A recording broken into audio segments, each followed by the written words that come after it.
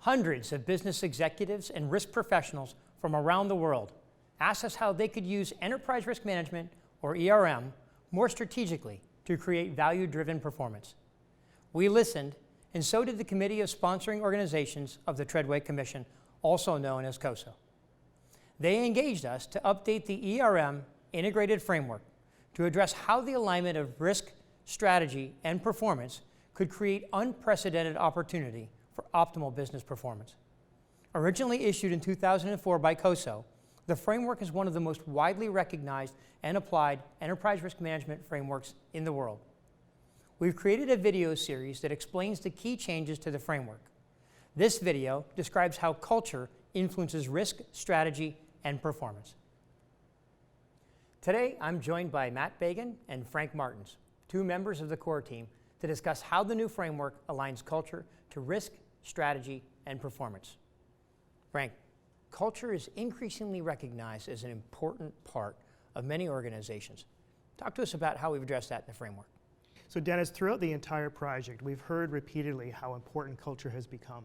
It's becoming more important at boards, at senior management, and throughout the organization. They continue to look at it as a significant influencer to enterprise risk management in terms of what they do and what they can improve upon. We're also seeing in many instances that culture is actually driving behavior, especially when we get into periods of disruption. Throughout those periods, it's oftentimes more the culture than the process that drives decisions and allows organizations to be resilient. You know, I completely agree with you. The whole resilience question, the role of culture, and when times get tough, the pressure's turned up, culture becomes important, doesn't it? It does, and in fact, it's often, like I said, the culture that's changing decisions as opposed to looking for a very rigid process. So Matt, you've done a lot of thinking on this topic. Share with us a little bit of your thoughts. Culture is how the business executes from strategy through execution. It's how the attitudes, behaviors, and beliefs and core values of the organization comes to life.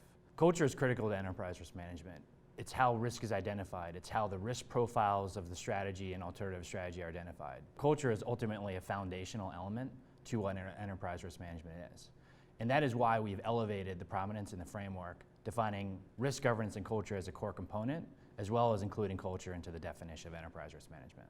So it's interesting, you talked about culture, connection from strategy through execution, the importance of that. We talk to clients, we talk to organizations, we hear about culture, behavior, conduct, ethics, almost always in the same breath. Frank, how do you mix that all together? We've adopted more principles this time and made those more explicit. So those things around culture, behaviors, ethics are all now embedded into that principle conversation. We're not trying to drive one behavior or one way to look at the business. It's important that organizations still have their own culture. And so we do set out a continuum between those that are risk averse or have an averse culture to those that are more aggressive. Organizations understand what their culture is, where they fit, and that they align their decisions into that.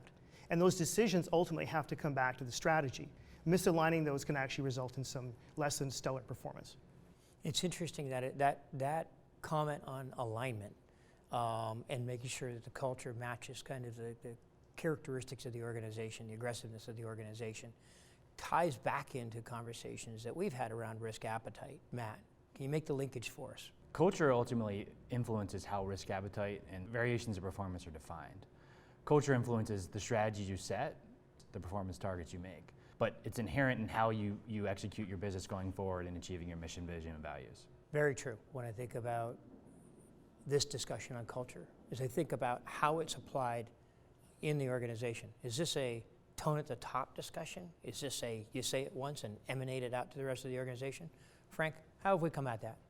You know, it's interesting you mentioned tone at the top. It's one term from both the internal control framework and the ERM framework that gets used extensively as a sort of synonym for culture.